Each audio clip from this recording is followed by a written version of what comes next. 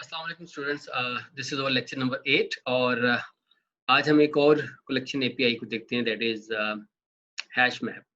इससे पहले हमने एरे लिस्ट को देखा है, सादी एरे को देखा है और हमने देखा है कि एरे लिस्ट के अंदर सिर्फ हम एक वैल्यू को स्टोर करवाते हैं और उसके साथ हम किसी भी इंडेक्स को खुद से मेंटेन नहीं कर रहे हो। Hash map is collection that stores paired entry, जिसके अंदर के एक की होगी और दूसरी वैल्यू होगी। सो एक की के अगेंस्ट हम एक वैल्यू को स्टोर करेंगे और हैश मैप को हम अगर रिलेट करना चाहें तो it is very close related to our address book, जिसके अंदर किसी एक नाम के अगेंस्ट एक फोन नंबर हम स्टोर करते हैं, या एक से ज्यादा फोन नंबर स्टोर करते हैं, लेकिन नाम की जो नाम को हम एज ए की यूजुअली यूज कर रहे होते हैं। So it can be take as an analogy कि एक एड्रेस बुक जो है वो बिल्कुल हैश मैप के अंदर हम उसको स्टोर करवा सकते हैं एज ए की एंड वैल्यू ऑब्जेक्ट। इसके अंदर दो बुनियादी मेथड्स हैं, एक पुट का मेथड है जो कि वैल्यू इंसर्ट करेगा और दूसरा गेट का मेथड है जो कि वैल्यू को रिट्रीव करेगा। जो मेन फीचर्स मैं आपको बता दूं पहले से वो ये हैं कि इस एपीआई के अंदर यानी हैश मैप के अंदर जो आपकी की एंट्री है वो हमेशा यूनिक रहेगी, उसके अंदर डुप्लीकेशन अलाउ नहीं है।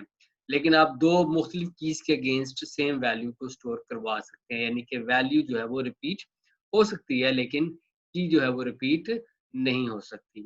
फिर हम इसको की और वैल्यूज की मदद से एक्सेस करवा सकते हैं। अब हम एक एग्जांपल लेते हैं और उस एग्जांपल के बाद हम इस हैश मैप के डिफरेंट फंक्शंस को इन्वोक करके देखते हैं वो किस तरह से काम करते हैं। तो let's go to our example.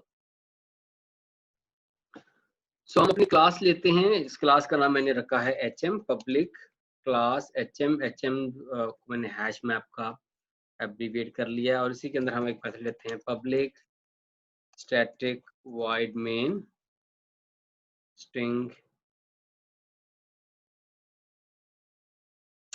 और चूंकि मैंने इसको यूज करना है तो import Java dot यूटिल dot hash map. और इसके अंदर मुझे एरे लिस्ट की भी जरूरत या इटरेटर की लिस्ट को हम वक्त के साथ ऐड कर लेंगे। फिलहाल हैश मैप को मैंने लिया है और हैश मैप के अंदर हम स्ट्रिंग और स्ट्रिंग, और इसको मैं कहता हूं address book is equals to new hash map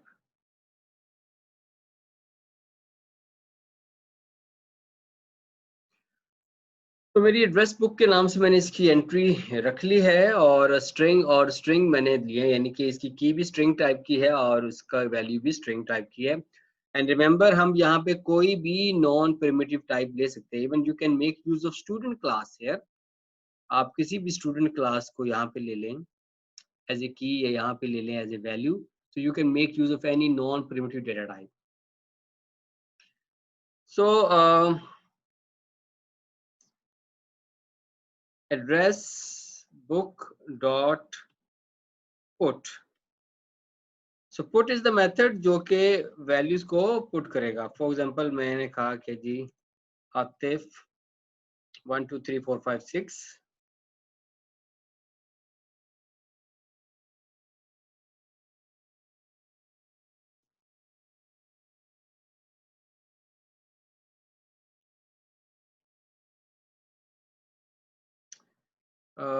3 2 1 4 5 6। Again it would be also a string value, so जिसको डबल कोट में लिखना है।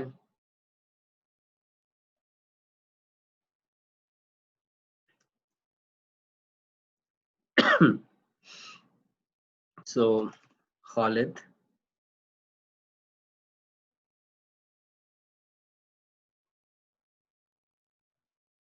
और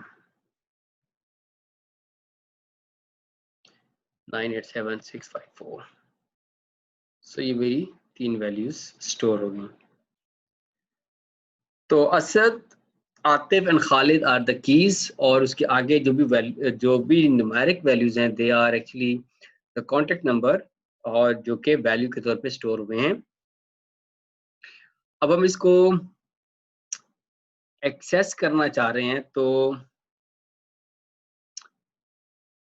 एड्रेस बुक डॉट गेट, और गेट में हम इसको की देंगे और ये मुझे उसकी वैल्यू रिटर्न करेगा। सो इसको मैं system dot out dot println कर देता हूँ। फिर बाद में देखते हैं कि हमने इसको इटरेट कैसे करना है। सो इस कोड को हम अभी चला के देखते हैं अपने कमांड प्रॉम्प्ट के ऊपर। ओके, हम इसको कंपाइल करते हैं जावा सी hm.java and java hm. So we got 1 2 3 4 5 6 against the key Atif. तो अब एक छोटा सा काम और करते हैं कि हम अपने इसी कोड के अंदर मैं इसी आतिफ के अगेंस्ट एक और एंट्री डालता हूँ, book dot put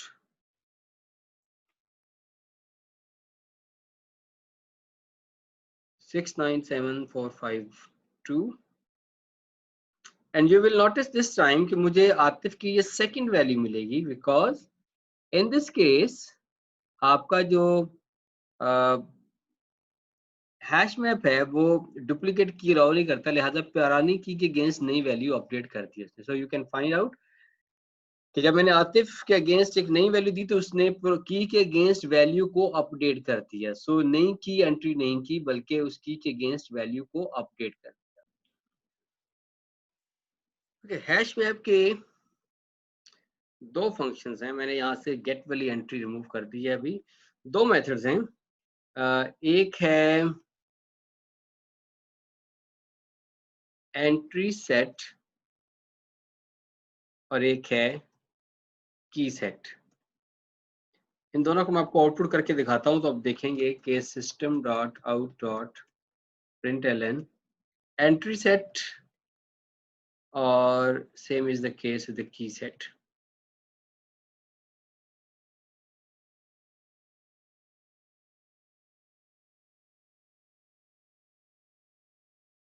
पहला मुझे पूरे की पूरी एंट्री सेट रिटर्न करेगा। आप देखेंगे कि जब मैं पहले वाले को चलाऊंगा तो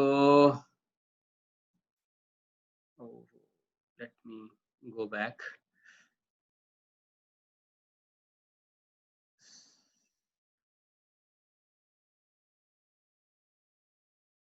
सो एड्रेस बुक डॉट और इधर भी एड्रेस बुक डॉट। वापस चलते हैं, कंपाइल करते हैं इसको। सो पहले आपको एंट्री सेट मिली यानी कि पूरी की पूरी की और वैल्यू, और दूसरे केस में आपको कीज मिली हैं। अच्छा, एक चीज को ध्यान में रखिएगा कि ये कोई हैश सेट इस चीज को कब इंश्योर नहीं करता कि आपने जिस ऑर्डर में वैल्यू स्टोर की है उसी ऑर्डर में रिट्रीव होंगी। तो ये इसका ऑर्डर चेंज भी हो सकता है। So it is not mandatory कि आपने जिस ऑर्डर में वैल्यू एंटर की आपको रिट्रीवल भी उसी ऑर्डर के अंदर हो। तो अब हम देखते हैं कि इसके ऊपर हम लूप कैसे प्लेस कर सकते हैं। सो इसको मैं यहाँ से खत्म कर रहा हूँ और इसको हम लेते हैं और मैं इसके ऊपर फॉर ईच का लूप लगाता हूँ, स्ट्रिंग एस कॉलन, और मुझे एड्रेस बुक डॉट की सेट के नतीजे में की सेट मिली। और फिर मैंने कहा system dot out dot println, और फिर मैंने कहा एड्रेस बुक डॉट गेट, और उसको मैंने एस एज ए की दे दिया। नाउ दिस टाइम इसको हम चलाते हैं दोबारा से, और अब मैं पूरे के पूरी यानी तीनों कीज के अगेंस्ट मुझे वैल्यू जो है वो रिटर्न हो गई, तीनों कीज के अगेंस्ट। तो मुझे लूप के थ्रू भी मैं वैल्यूज को एक्सेस करवा सकता हूं, और उसके लिए मुझे इसकी की सेट को यूज करना पड़ा है जिसको मैंने यूज किया है। ओके, अगर हम चाह रहे हैं कि हम इस पूरे के पूरे हैश मैप को ही खाली करना चाह रहे हैं, इसकी तमाम एंट्रीज को खाली करना चाह रहे हैं, तो address book dot clear is the method, और उसके बाद आप देखें कि मैं इस लूप को दोबारा से कॉपी कर रहा हूँ नीचे। अब इस क्लियर के बाद ये दूसरा लूप कुछ प्रिंट नहीं करेगा। So let's go back to our code, sorry command prompt, और इसको हम दोबारा से चलाते हैं। तो यू कैन नोटिस के मुझे एक ही दफा वैल्यूज नजर आई हैं। और अब वापस हम अपने कोड पे उसी जगह पे आते हैं, और इन केस अगर मैं इसको यहाँ से ख़त्म कर दूँ, अगर मैंने एरे इसको क्लियर नहीं किया और जस्ट फॉर द वेरिफिकेशन कि इसने वाकई क्लियर कर दिया, मैं इस कोड को दोबारा से चलाता हूँ, कंपाइल किया, चलाया, तो नो वैल्यू रिपीट होके आई। सो क्लियर का जो मेथड है वो आपके हैश मैप से तमाम की तमाम एंट्रीज को क्लियर कर देगा। ओके, ये काम हमने किया था कि अगर पूरी की पूरी ही मैप क्लियर करने हो, लेकिन अगर हम सिर्फ और सिर्फ किसी एक एंट्री को रिमूव करना चाह रहे हैं, फॉर इंस्टेंस मैंने इसको रिमूव किया Atif, so you will notice के आतिफ की एंट्री यहाँ से रिमूव हो गई है। और इसको दोबारा से चलाते हैं। सो अगेन 1 2 3, और उसके बाद आपको ये आखिरी वाली एंट्री यहाँ पे नीचे नजर नहीं आई। ठीक है, तो इट मीन्स कि वैल्यू रिमूव हो गई। और अगर एक और काम इसके अंदर करते हैं कि अगर हमने किसी की और उसके अगेंस्ट एक स्पेसिफिक वैल्यू अगर एग्जिस्ट करती है तब रिमूव करना हो तो हम क्या करेंगे? उस केस में हम यहाँ पर 698745 मैंने 2 यहाँ पे मेंशन नहीं किया। अब देखते हैं क्या आतिफ वाली एंट्री रिमूव होती है कि नहीं होती। सो अगेन इसको हम कंपाइल करके देखते हैं।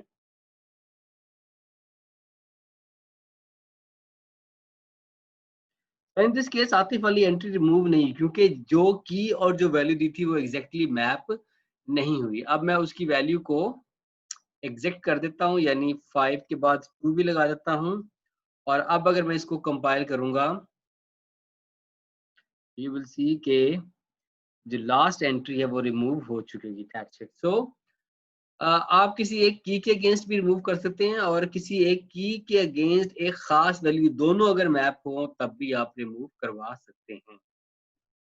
सो आज के इस लेक्चर के अंदर मैंने आपको हैश मैप के कुछ फंक्शंस, मेथड्स इस्तेमाल करके दिखाए हैं, जिसकी वजह से हमने देखा है कि हम किसी भी हैश मैप को कैसे जनरेट कर सकते हैं, और फिर उसके ऊपर हम डिफरेंट हैश मैप के जो मेथड्स हैं वो किस तरीके से अप्लाई कर सकते हैं। कुछ मेथड्स मैंने आपके सामने डिस्कस कर लिए हैं, बाकी मेथड्स के लिए मैं आपको रेकमेंड करूंगा कि आप जावा की डॉक्यूमेंटेशन को देखें, और उस डॉक्यूमेंटेशन के अंदर पर्टिकुलरली हैश मैप को देखें, तो आपको इसके और बहुत सारे फंक्शंस मिलेंगे। लाइक रिप्लेस का फंक्शन मिलेगा जो कि किसी पुरानी वैल्यू को नई वैल्यू से रिप्लेस कर देता है। क्लोन का फंक्शन मिलेगा जो कि इसकी एक कॉपी जनरेट करके दे देगा आपको। साइज का फंक्शन मिलेगा, मेथड मिलेगा जो आपको इसका साइज रिटर्न कर देगा। और इसी तरीके से एम्प्टी का मेथड ये डिटरमिन करने के लिए कि हैश मैप एम्प्टी है यानी। So there are lot of methods that can help you in future if you want to use this hash map in any of your programming application। तो इसको इस्तेमाल करते हुए हम हैश मैप का ज़्यादा बेहतर इस्तेमाल कर सकते हैं। तो ये जो कलेक्शन एपीआईज पढ़ी हैं, they were just as a reference and to relate with the concepts of abstraction and encapsulation की जो चीज़ें हमने कॉन्सेप्चुअली पढ़ी हैं, एक्चुअली वो कहीं ना इम्प्लीमेंटेशन पढ़ी हुई हैं, और अब जब हम इसको यूज करते हैं तो that's reflects a true example of abstraction and encapsulation. इस तरह की कुछ चीजें हम खुद भी लिख सकते हैं और उसको हम रीयूज कर सकते हैं। सो आई होप कि आपने आज का लेक्चर भी समझ लिया होगा, आपको समझ आ गई इन चीज़ों के बारे में, और आप इसको प्रैक्टिस करेंगे तो और ज़्यादा बेहतर चीज़ें से इन चीज़ों को आप कर सकते हैं। सो नेक्स्ट लेक्चर के अंदर इंशाल्लाह हम नए टॉपिक के साथ मिलेंगे। So till then, thank you very much.